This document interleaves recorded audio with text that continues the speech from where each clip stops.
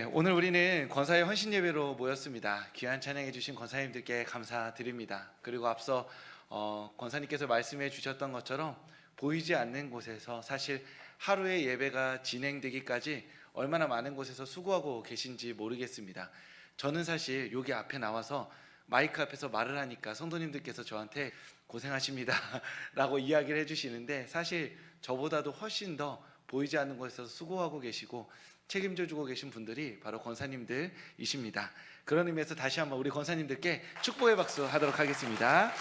감사합니다. 네. 오늘은 이제 권사에 대한 이야기들을 좀 잠깐 나누고자 하는데요. 권사라는 직분은 성경에 나오지 않습니다. 알고 계셨나요? 네, 괜찮습니다. 성경에 나오는 직분은요, 목사, 장로, 집사 정도이고요. 그래서 이제 권사라는 직분은 성경에 명확히 기록되어져 있지 않기 때문에 초기 교회부터 이 직분이 불려지고 사용되어졌던 것은 아니었습니다. 기본적으로 교회는 장로와 집사 체제 안에서 그 두 가지 제도 안에서 이렇게 분화되었다라고 볼 수 있습니다. 그런 의미에서 이 권사라는 직제가 생기게 된 데에는 역사적 맥락과 성경적인 맥락 두 가지가 있습니다. 먼저 성경적인 맥락으로 보자면 초대교회에도 오늘날 권사님들이 담당하시는 것처럼 그러한 여성 사역자들이 많이 있었습니다. 로마서 16장에 보면 사도 바울이 로마 교회에 보내는 편지에 내가 정말 감사합니다 라고 말하면서 첫 번째 언급하는 이름이 베베라는 여성 사역자였습니다. 생각해보면 일면식도 없는 교회에 사도 바울이 나름 자신의 어떤 중요한 신학적 주제들을 아주 섬세하게 담아서 보낸 편지에서 자신이 진짜 감사할 첫 번째 사람으로 여성의 이름을 적었다는 것 자체가 그만큼 이 베베라는 여성이 중요한 인물이었다는 것을 알 수 있습니다. 바울은 이 베베를 두 가지 의미에서 설명합니다. 첫째는 갱그리아 교회의 일꾼이라고 설명하는데요, 여기서 일꾼이라는 것은 동등하게, 남성이나 다른 사람들과 동등하게 교회에서 직분을 감당하는 사람이라는 의미가 있습니다. 그러니까 여성이라서 특별히 0.7인분의 일을 준 게 아니죠. 다른 사람들과 동일하게 같은 임무를 받아서 교회를 섬기고 봉사했던 사람들을 일꾼이라고 불렀는데, 그 일꾼으로서 베베가 소개되고 있는 것입니다. 그리고 두 번째로는 보호자라고 나와 있습니다. 여기서 보호자는 사도 바울이 베베가 나를 보호해 주었다라는 건데요, 보호는 크게 두 가지입니다. 하나는 무엇보다도 선교 사역을 함께 여러 의미로 도와주는 것, 물리적으로 도와주는 것을 의미하고요. 또 하나는 사회적 지위와 재산을 가지고 재정적으로 도와주었던 것을 볼 수 있습니다. 그러니까 베베라는 인물은 사회적으로 굉장히 존경받고 지위가 있는 여성으로서 갱그리아 교회에서 다른 남성들과 동일한 수준의 사역을 하는 인물이었고, 자신이 가진 사회적 지위와 재력으로 사도 바울의 사역을 섬겼던 인물이라는 것이죠. 아마도 사도 바울의 이 로마서 편지를 베베가 들고 전달했을 것이라 보곤 합니다. 그만큼 중요한 역할과 임무를 했던 것이죠. 당시에는 이 여성 사역자들이 왜 필요했냐 하면, 가부장적인 제도와 사회 안에서 여성에게 전도하는 것, 여성과 만나서 대화하는 것 자체가 남성들에게 어려움이 있었기 때문입니다.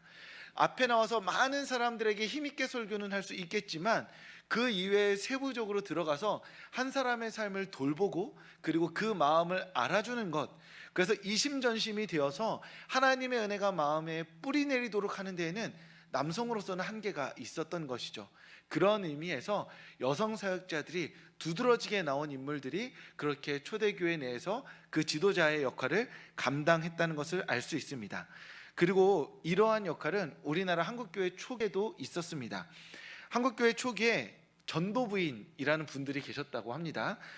바이블 우먼이라고 해서요, 당시에도 우리나라에도 유교적 전통이 강해서 외국에서 온 남성 선교사가 한 집안에 아니면 한 마을에 남성들에게 아무리 포교해도 좀 그렇잖아요. 남자들은 일단 기본적으로 거칠고 차가운 면이 있는데 어떤 남성 선교사의 이야기를 듣고 관심을 가지고 기울이는 여성들이 있는데 차마 갈 수가 없는 거예요.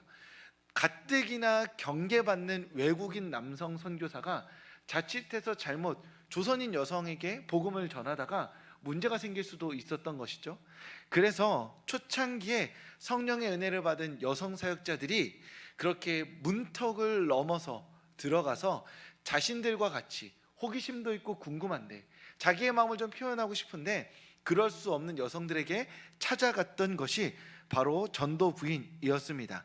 이들에게는 신학 교육도 어느 정도 주어졌고 그래서 그분들이 성경책을 보따리로 이렇게 들고 다니면서 방에 들어가서 예전에 그 화장품 방문 판매처럼 이렇게 하던, 혹시 그런 시절 계신가요? 예, 저희 어머니 어렸을 때 보면 갑자기 너 방에 들어가 있어 화장품 아주머니까 이렇게 해가지고 방에 들어가 있으면 어떤 아줌마가 가지고 막 펼쳐놓고 가고 뭐 그런 게 있었거든요. 그래서 엄마 저분 이상해 막 이랬는데 옛날에 그런 게 있었다라고 합니다. 그런 의미에서 그런 거랑 좀 비슷한 거예요. 성경책 들고 다니면서 이 김씨 이씨 하면서 성경책 주고 복음 전하는 역할을 했던 것이죠. 그렇게 여성 사역자들이 직분 없이 명칭 없이 그렇게 역할을 잘 감당해 오다가 이제 이분들에게 명칭을 주고 그런 의미에서 사역을 더 활발하게 하자라고 해서 감리교에서 쓰던 권면하는 자라는 이름의 권사를 장로교 통합교단에서 이렇게 차용해 가지고 권사라는 직분을 주게 되었던 것입니다. 즉 이 권사라는 직분은 가장 중요한 것이 겉으로 보면 여성이 여성에게 찾아가는 복음 전도 방식이었던 거죠.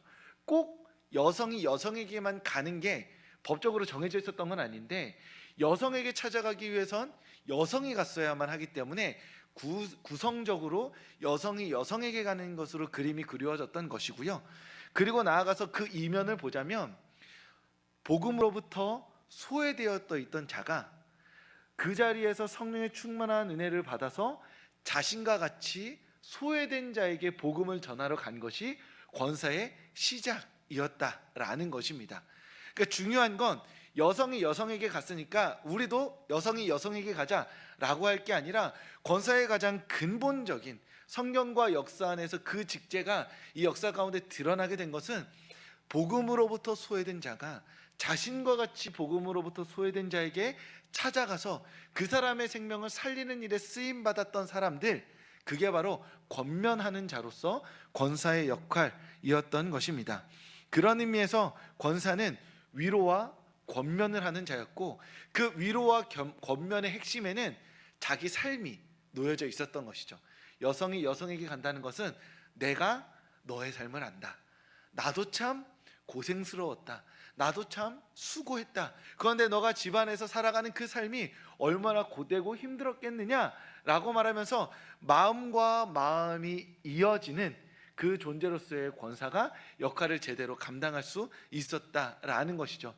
그런 의미에서 권사라는 직분의 가장 중요한 핵심은 자신이 가진 약점 또는 내가 가진 상처, 내가 꺼내 보일 수 없는 그 무엇, 사실 그것이 나와 동일한 아픔을 가지고 있는 사람들에게 복음을 전하는 통로가 될 수 있다는 믿음을 가진 사람들이 권사로 부름받았다라는 것입니다.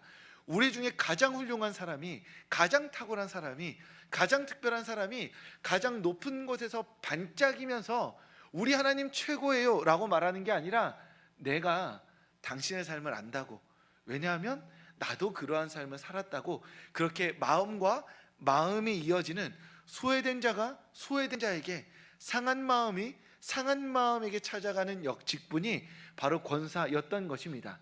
그런 의미에서 우리가 지금은 조직과 체계 안에서 질서를 잡기 위해 권사 직분을 주고 있지만 교회 안에서 엄밀히 말하면 우리 교회 안에서 그렇게 위로와 권면으로 한 사람의 마음을 살리는 모든 사람이 어쩌면 넓은 의미에서 권사의 직분을 감당하고 있다라고도 할 수 있는 것이죠.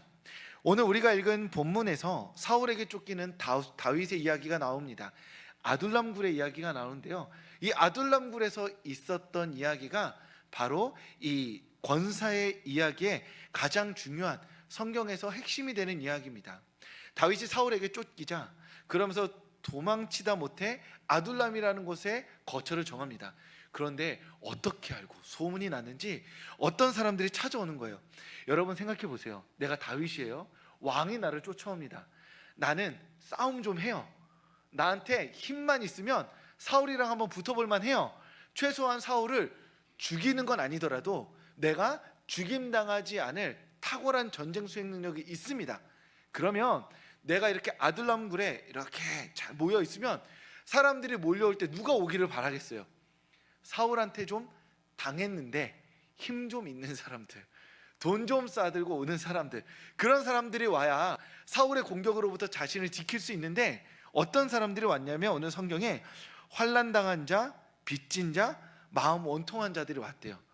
여러분 진짜 이런 사람들이랑 같이 지내는 거 쉽지 않습니다. 그렇죠? 이 죄송한 얘기인데 환난당한 사람이랑 옆에 있으면 자기도 환난에 같이 휩싸일 것 같지 않나요?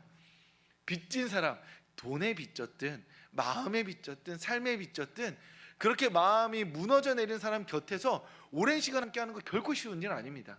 마음 원통한 사람, 만나기만 하면 10년 전에 억울했던 일을 계속 얘기한다고 생각해 보세요.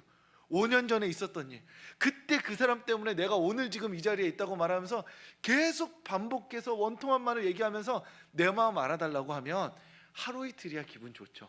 그런 사람들 400명이 모여서 내가 죽네, 내가 사네, 내가 제일 억울하네 그러면서 자기 소위 말하는 누가 제일 어렵게 살았나 말다툼하고 그런 곳인 거예요. 그런데 다윗이 사울에게 쫓기는 것도 속이 터져 죽겠는데 여기서 왔는데 환난당한 자 30명 왔어요. 와서 죽겠대요. 그럼 일단 앉아 있어라. 근데 또 한 50명 왔는데 마음 원통한 사람들 모인 거예요. 그 일단 와봐라. 그리고 빚진 사람들 한 100명 왔어요. 그러면 각자 따로 놀다가 갑자기 모여가지고 죽내사내하고 하고 있으면 얼마나 엉망진창이었겠어요. 그런데 하나님께서 다윗에게 그런 사람들을 보내주셨던 거예요. 그리고 그런 사람들을 통해 하나의 공동체를 이루게 하셨고, 그 약한 이들과 함께 다윗이 이스라엘의 새로운 역사를 쓰게 하셨다라는 것입니다. 왜냐하면 이 이야기는 다윗의 이야기가 아니라 먼 훗날 예수 그리스도의 이야기가 되기 때문이죠. 다윗을 예수 그리스도로 놓고 예수 그리스도 안에서 마음 상한 자, 원통한 자, 빚진 자, 환난당한 자들 다 같이 모여서 예수 그리스도를 머리로 한 교회를 이루고 그 교회에서 서로가 서로를 위로하는 공동체, 그게 바로 하나님께서 다윗의 이야기를 통해 우리에게 전해주고자 하셨던 것이죠. 그리고 이 교회의 원형으로서 서로 상한 마음을 위로하고 돌보는 것, 그렇게 위로하고 돌봄으로 말미암아 상한 마음을 살리는 사람들, 그 사람들이 바로 성경 속에서 반복해서 등장하였던 여성 사역자들, 권사라 부름받았던 그러한 사람들이었던 것입니다. 그런 의미에서 역사와 성경을 통해 나타나는 권사의 역할은 크게 두 가지라고 할 수 있습니다. 첫째는 복음이 들리지 않는 삶의 자리로 찾아가는 역할인 것이죠. 복음은 하나님께서 예수님을 통해 우리에게 구원을 베푸셨다는 좋은 소식입니다. 그러니까 누군가 와가지고 하나님이 널 구원하셨대, 나 힘든데 정말 나 도와주신대, 도와주신대, 걱정하지 마, 믿고 한번 기도해보자 해서 아멘 할렐루야 하고 두 손 모으고 같이 기도해서 그 사람을 예수 그리스도의 구원 안에서 자라가게 하는 게 바로 권사의 중요한 역할인데, 문제는 무엇이냐? 사람 마음이 약간 삐뚤어지면 말이 안 들립니다. 여러분 혹시 그런 적 있으신가요? 기본적으로 내 마음이 삐뚤어지고 상황이 어려우면 예수님이고 하나님이고 귀에 안 들어와요. 그런 적 없으신가 보네요. 저는 옛날에 있었어가지고 제가 몇 번 말씀드렸는지 모르겠는데, 예전에 이렇게 6개월 동안, 아주 정확히 말하면 한 1년 6개월을 가고 싶어서 준비했던 그 훈련 단체가 있었습니다. 이력서를 썼습니다. 떨어졌어요. 떨어지니까 자꾸 선배 누나들이 저한테 막 연락 오는 거예요. 그래서 문순아, 하나님의 선한 뜻과 계획이 있을 거야. 그러니까 다음 학기에 6개월 뒤에 지원해봐. 그렇게 위로해줬어요. 너무 당연하죠.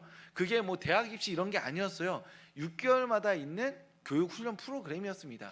그러니까 보통은 한번 떨어지면 다음에 또 써요. 근데 제가 너무 기분이 안 좋은 거예요. 그냥 떨어졌다는 사실 자체가. 제가 그렇게 승승장구한 삶은 아니었는데 그냥 기분이 나빴어요. 그리고 막 문제가 너무 많이 와요. 선배들이 제가 좀 기독교 유망주라고 봤나 봐요.